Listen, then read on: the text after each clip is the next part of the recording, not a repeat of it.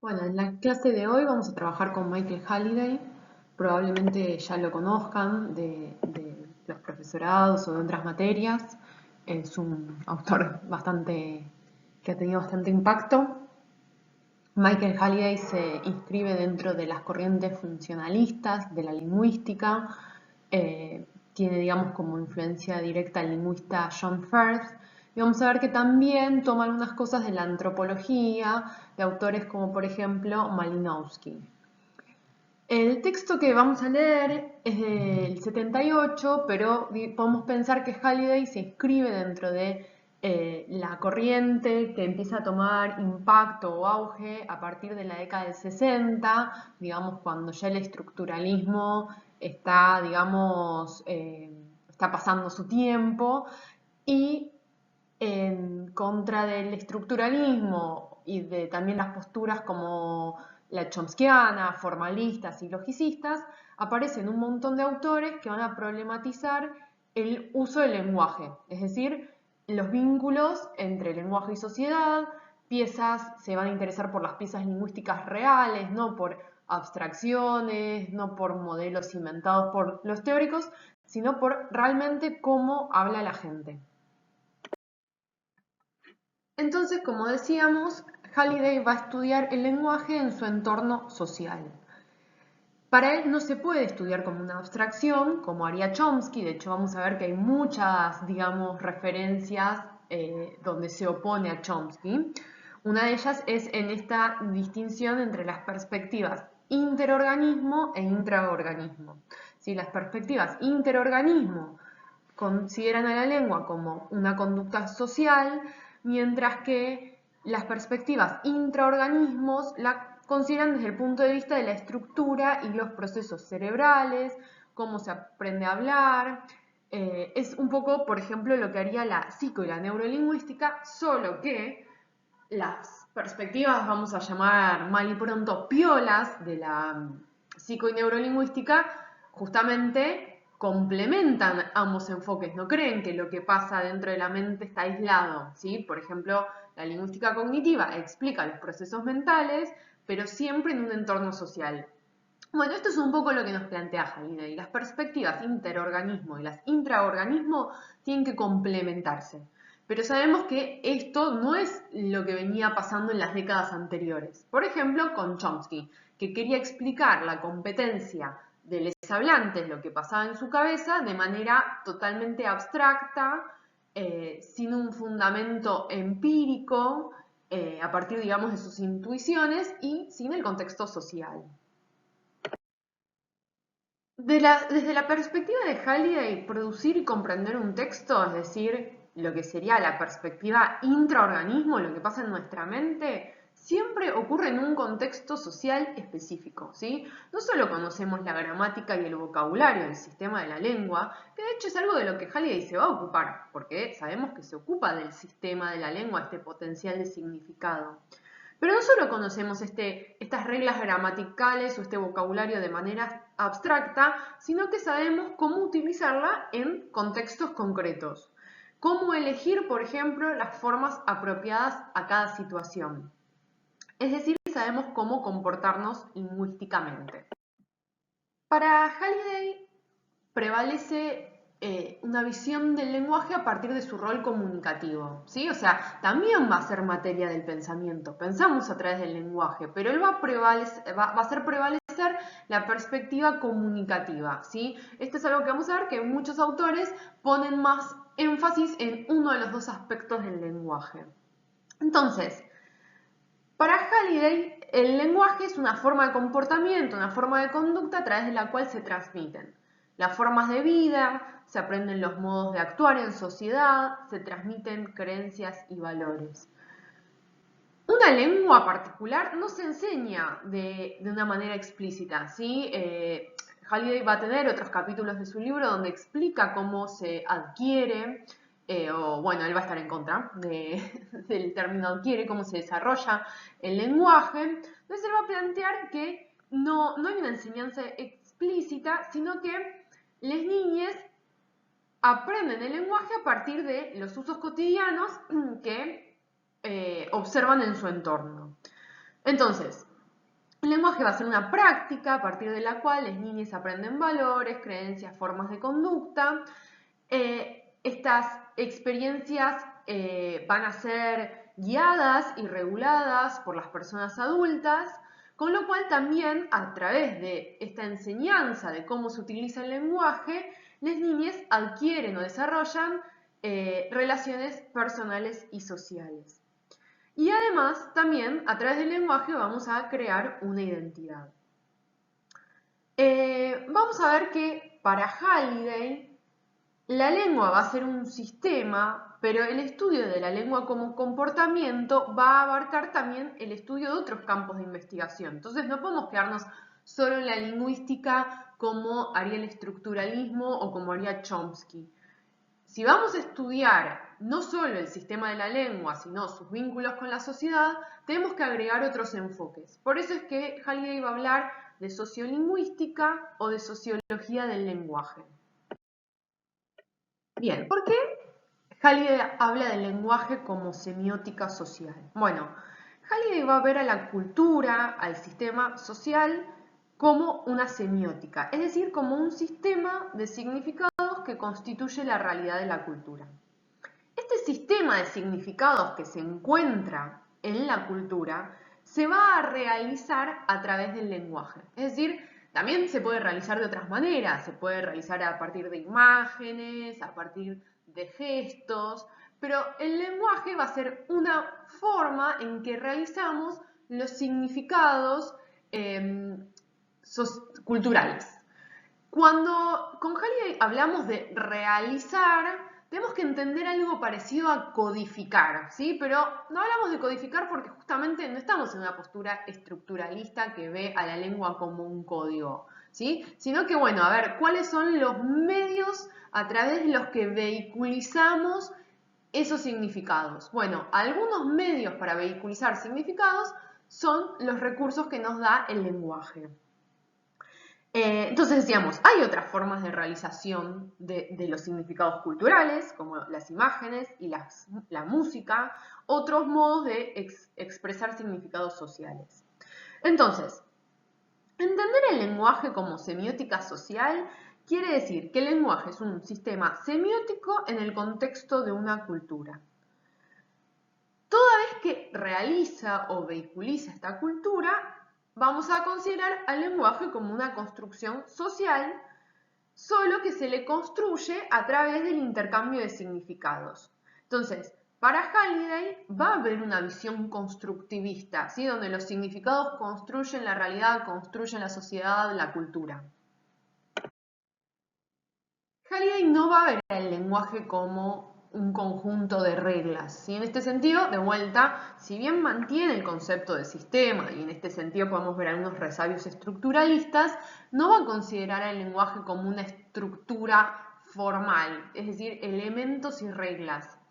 Él no va a hablar entonces del lenguaje como un conjunto de reglas, sino del lenguaje como un recurso, ¿sí? Él va a considerar al lenguaje como un conjunto de opciones disponibles para los hablantes, solo que esas opciones sí se van a relacionar sistemáticamente con condiciones sociales. Es decir, qué conjunto de opciones del total de potencial de significado de una lengua tenemos habilitado va a depender del contexto cultural, del contexto de situación, también de nuestra posición como hablantes.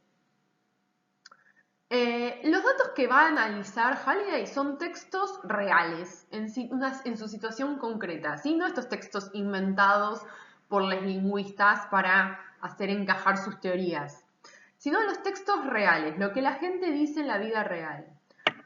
No obstante, con el fin de interpretar lo que observamos en los textos, es importante vincularlo con este sistema, este potencial de significado lingüístico al que va a ayudar a explicar, los textos van a ayudar a explicar este sistema lingüístico, pero también tenemos que vincularlo al contexto social y vía el contexto social al sistema social, ¿sí?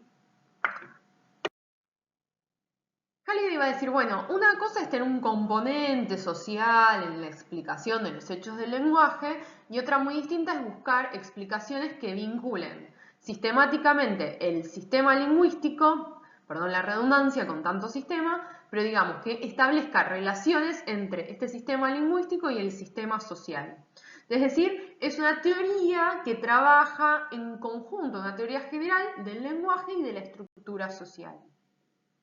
Acá les dejo una cita para entender esta idea de potencial de significado, que sería el sistema de la lengua. El potencial lingüístico del individuo se interpreta como el medio por el que se establecen, se desarrollan y se mantienen las diversas relaciones sociales en que él participa. Esto significa que adoptamos un criterio funcional de la lengua, en el sentido de que nos interesa lo que la lengua puede hacer, o mejor dicho, lo que el hablante, niño o adulto, puede hacer con ella, y de que tratamos de explicar la naturaleza de la lengua, su organización interna y su conformación en términos de las funciones que ha desarrollado para servir.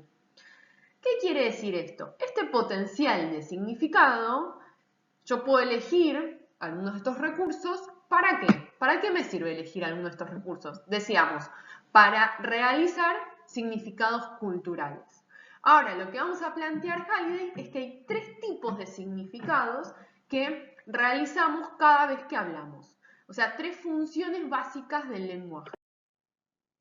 Decíamos que Halliday trabaja con textos reales, con lo que la gente dice, ¿sí? Entonces, la unidad de análisis va a ser el texto. Es una unidad semántica, no es una unidad gramatical. Es una unidad semántica porque transmite significados.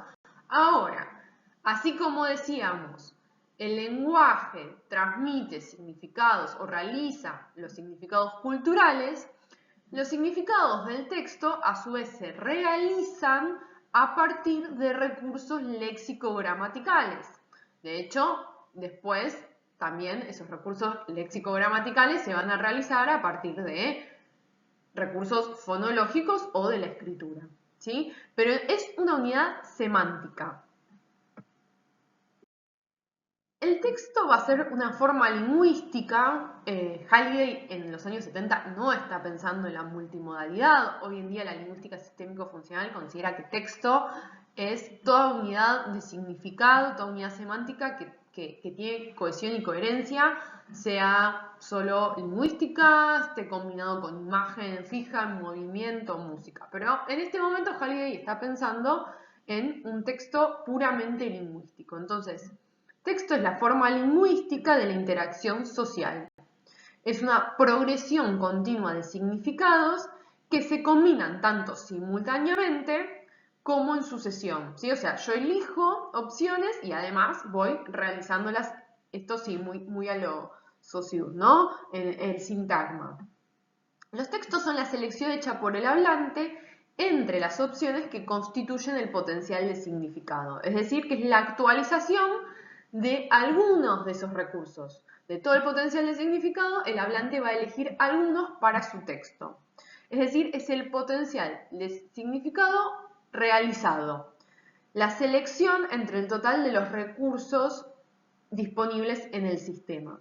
Y esta realización de significados va a ser, como decíamos, a su vez codificado, realizada en una estructura léxico-gramatical. Entonces decíamos, hay que considerar el lenguaje como un potencial de significado, como un sistema que realiza significados en tres niveles. Entonces, primero tenemos el semántico, el de los significados propiamente dichos, que se realiza en el nivel léxico-gramatical, que a su vez se realiza en el nivel fonológico. Cuando nosotros escuchamos a alguien hablar, lo que escuchamos es el nivel fonológico, pero a partir de eso reconstruimos palabras y estructuras léxico-gramaticales que podemos analizar para llegar a qué significado nos quisieron transmitir, ¿sí? Entonces, en general el análisis va de abajo hacia arriba, pero siempre teniendo en cuenta que lo que queremos llegar es a qué significados transmite un texto.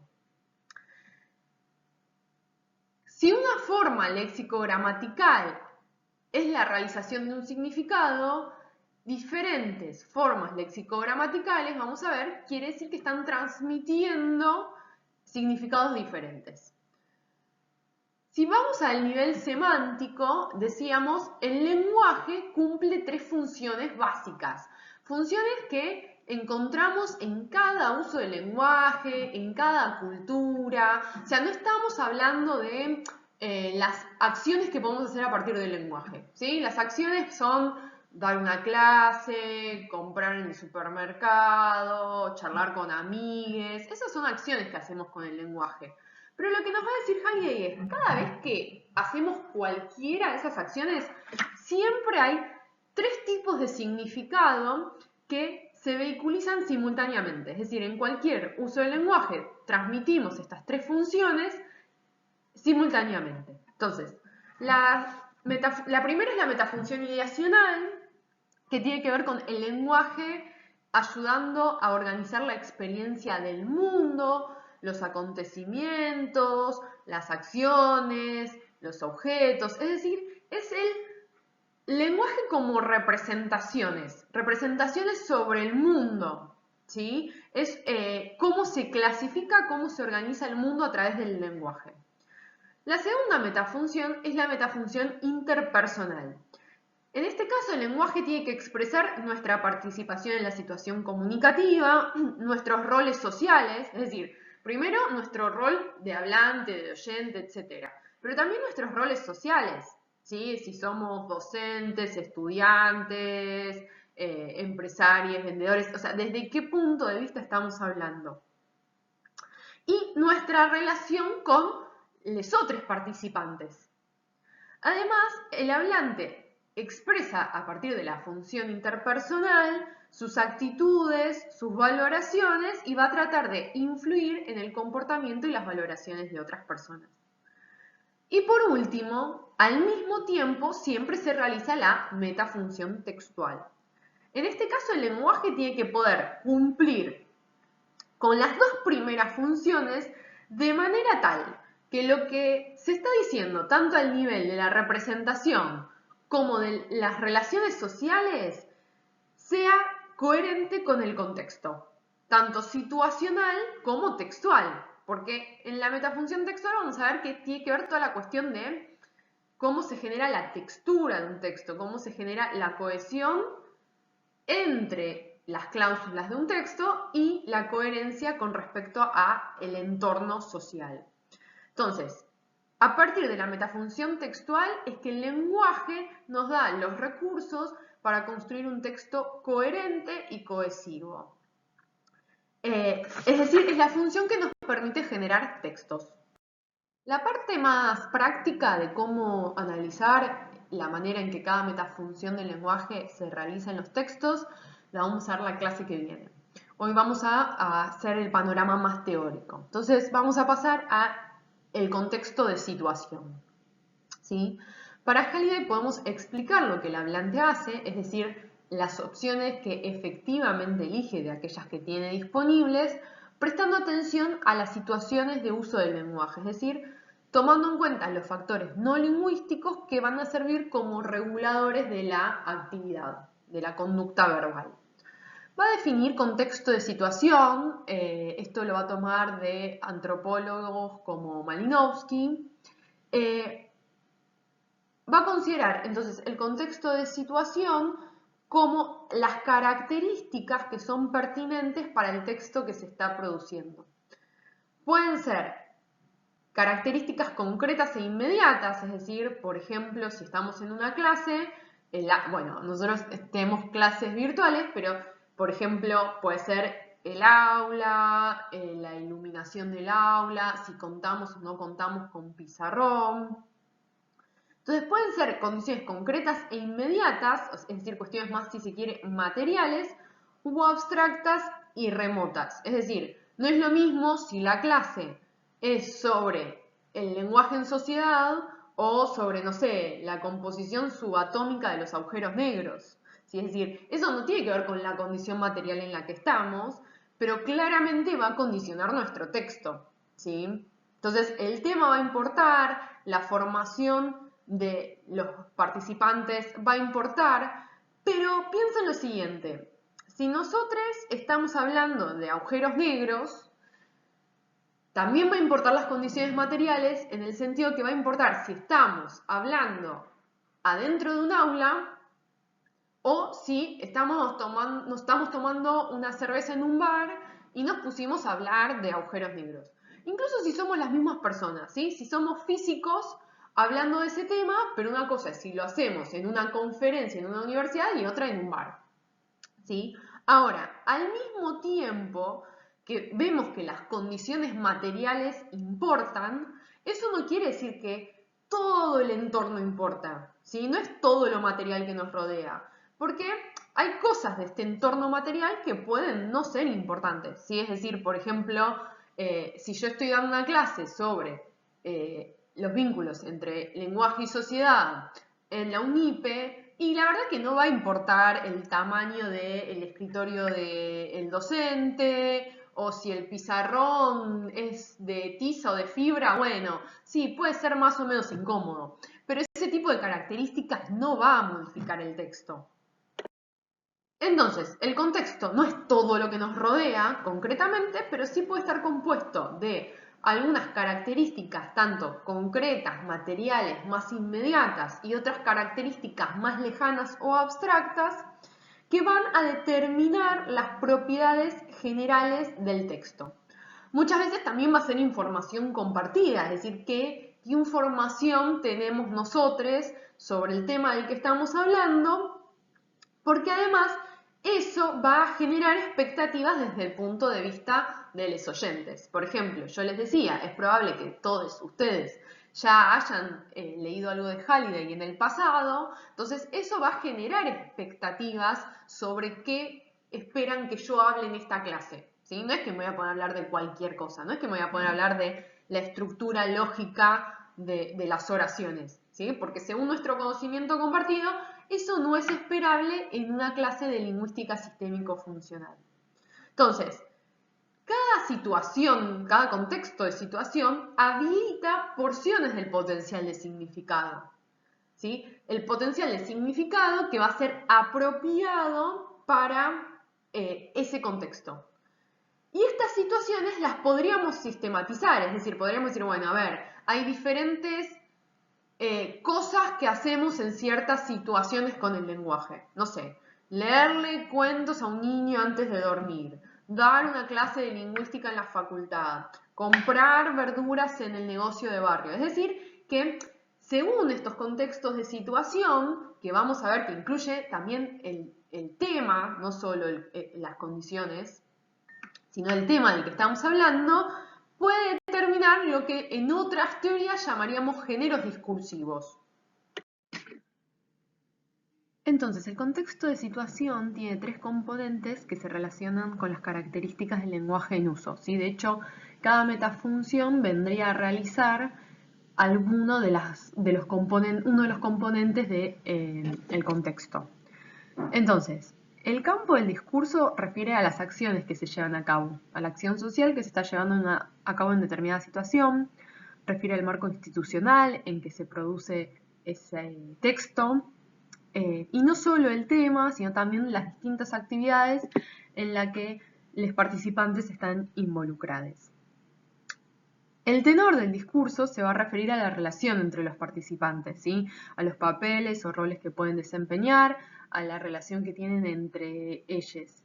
Y no solo refiere al nivel de formalidad, sino, por ejemplo, también a la frecuencia de contacto, es decir, si son personas, no sé, por poner un ejemplo, que se ven todos los días o casi nunca. Por último, el modo del discurso refiere al canal de comunicación adoptado, si estamos pensando en el modo verbal, si es hablado o escrito, pero también se refiere a los otros códigos o modos que pueden estar presentes, ¿sí? Por ejemplo, imágenes o gestos. Entonces, estas tres variables determinan el espectro dentro del cual se van a seleccionar los significados, es decir, de todo el potencial de significados que existe en una lengua, que partes o qué fragmentos van a estar habilitados por la situación. Y también va a delimitar las posibles formas lexicogramaticales que se utilicen para su expresión, ¿sí? Entonces, estas tres características, campo, tenor y modo, determinan el registro de un texto. Son estructuras conceptuales que permiten representar el contexto social como un entorno semiótico, es decir, como información compartida. Pensemos esto, bueno, a ver, ¿qué acción estamos llevando a cabo? ¿Qué relación hay entre los participantes? O sea, información compartida por quienes forman parte de la situación comunicativa. Para los investigadores, en algún punto, conociendo el registro, también podemos predecir en cierto grado qué tipo de lenguaje se utilizará, ¿sí? Y esto, bueno, para los investigadores, pero también para los hablantes, ¿sí?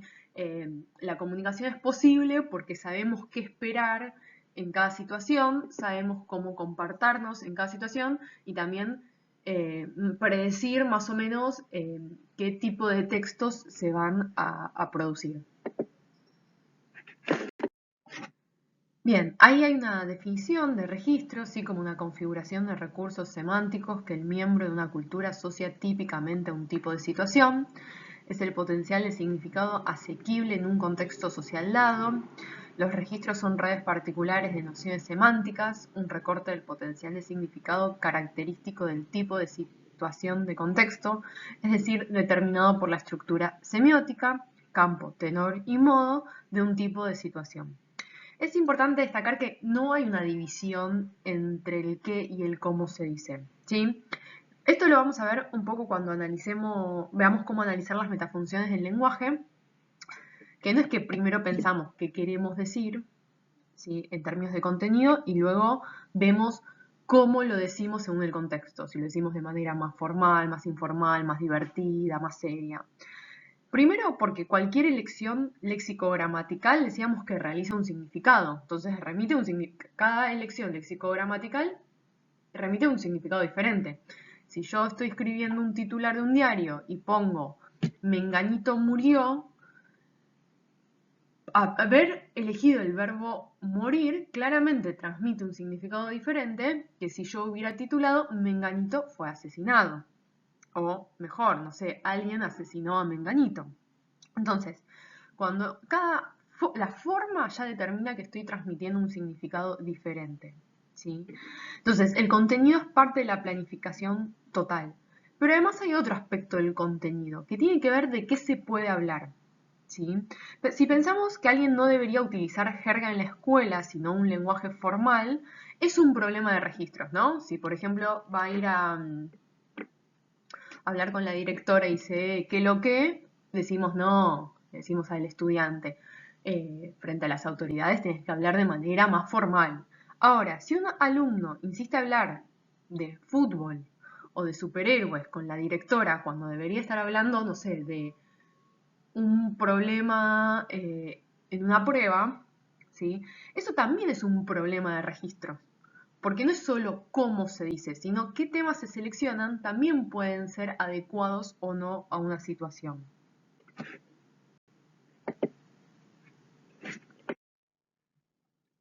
También tenemos que pensar que no todos tenemos el mismo potencial de significado accesible y que hay cuestiones de clase o de zona geográfica que puede estar incidiendo, es decir, ciertas situaciones dijimos, habilitan cierto registro, pero ese registro puede no estar habilitado para algunas personas, ¿sí? Porque, ¿se acuerdan?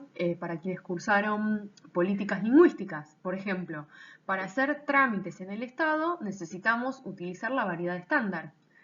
Si no conocemos la variedad estándar, probablemente nos pongan trabas en la consecución de nuestros trámites.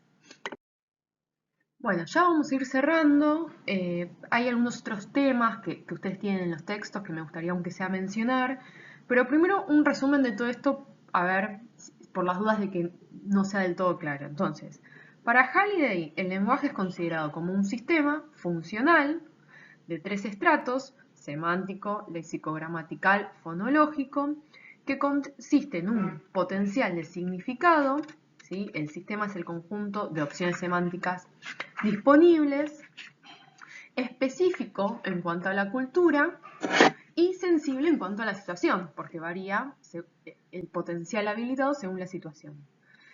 El potencial de significado puede representarse como la gama de opciones que es característica de un tipo de situación específico. Algunas cuestiones más que trata Halliday que son importantes. Entre las cosas en las que se opone a Chomsky también está con respecto a cómo se desarrolla el lenguaje, ¿sí? Halliday iba a hablar de desarrollo del lenguaje y va a estar en contra del término adquisición, porque considera que el término adquisición nos remite como a una lógica de la mercancía, donde parecería que si después un niño falla en la escuela, por ejemplo, es que no adquirió, ¿no?, cantidad suficiente de un producto, que sería el lenguaje, y esto después nos lleva a la supuesta teoría del déficit, ¿no? Entonces, lo que va a decir Halliday es que no es que hay un déficit, sino que puede haber una incompatibilidad entre los recursos que desarrolló el niño y los recursos que la escuela espera que el niño tenga. Vuelvo a la materia de políticas lingüísticas para quienes lo cursaron, ¿sí? O sea, podríamos pensar que simplemente la escuela espera que se use una variedad que no es la variedad que se usó en la familia o en la comunidad de la cual proviene el niño, pero no es una mejor que la otra, o el niño tiene un problema o le falta algo. También está contra el innatismo, ¿sí? Para Halliday hay universales biológicos, pero se reducen a las capacidades básicas de poder producir un lenguaje. En cambio, aprender una lengua no tiene que ver con una facultad de la genética, ¿sí? No sé si vieron algo de Chomsky, pero para Chomsky es como si ya tuviéramos todo en nuestra cabeza y simplemente se activan algunas cosas según el ambiente. Entonces, para Halliday no, ¿sí? Tenemos unas facultades básicas, pero después aprendemos la lengua básicamente por los estímulos del ambiente. Entonces, la capacidad para aprender lenguas va a ser idéntica en todos los organismos, pero su experiencia con el ambiente va a ser única y particular, condicionada por su entorno cultural, ¿sí? Al mismo tiempo, las propiedades específicas de las lenguas no son innatas, no las tenemos en nuestra genética, sino que requerimos de ese medio para poder desarrollar una lengua. Esto se vincula con que Halliday viene de una tradición más bien etnográfica, ¿sí? Y rechaza la tradición logicista de la que parte Chomsky. O sea, acá cuando habla de innatismo está peleándose con Chomsky, que dividen, por ejemplo, entre las competencias ideales y la actuación real, que hablan de gramaticalidad o aceptabilidad, en lugar de, como habíamos trabajado en la otra materia, de adecuación al contexto. Por último, podemos considerar a Halliday como worfiano, ¿no?, en el sentido de que encuentra una relación de interdependencia entre lenguaje y cultura, entre lenguaje y formas o hábitos de pensamiento, ¿sí? Que para él es una relación dialéctica, es decir, no podemos decir que el lenguaje determina la cultura o determina la sociedad, sino que hay una relación mutua. No obstante, el niño desde muy chiquito recibe una lengua y en ese sentido ya aprende a ver el mundo de una determinada manera. Ahora, Worf estaba pensando en culturas diferentes, mientras que Basil Bernstein está pensando en, cuando habla de códigos lingüísticos, está pensando en distintas clases sociales, ¿sí? Y esto, bueno, se usa bastante para entender algunos fenómenos en la escuela, porque justamente desde Bernstein o Halliday podemos pensar que eh, los diferentes códigos de los que habla Bernstein son esto, porciones distintas del potencial de significado, ¿no? Entonces, en la escuela, el problema solo surge cuando el potencial de significado que el niño haya desarrollado de acuerdo con ciertos lineamientos en ciertos contextos no coincide con el potencial de significado de los maestros. Y el buen desempeño en la escuela no es una propiedad innata del niño como individuo, ¿sí? No tiene que ver con sus capacidades mentales, como decíamos hace un ratito, tiene que ver la teoría del déficit, le falta algo, no pudo adquirir suficiente de cierta capacidad o cierta habilidad, sino que justamente el fracaso escolar tiene que ver con esta falta de concordancia entre los significados que espera la institución escolar y aquellos que puede transmitir el niño. Pero fíjense que con esto estamos corriendo el eje de, bueno, está bien, el niño no tiene el potencial de significado que espera la escuela, pero eso no quiere decir que el niño habla mal, simplemente que fue socializado en otra subcultura con otros hábitos lingüísticos.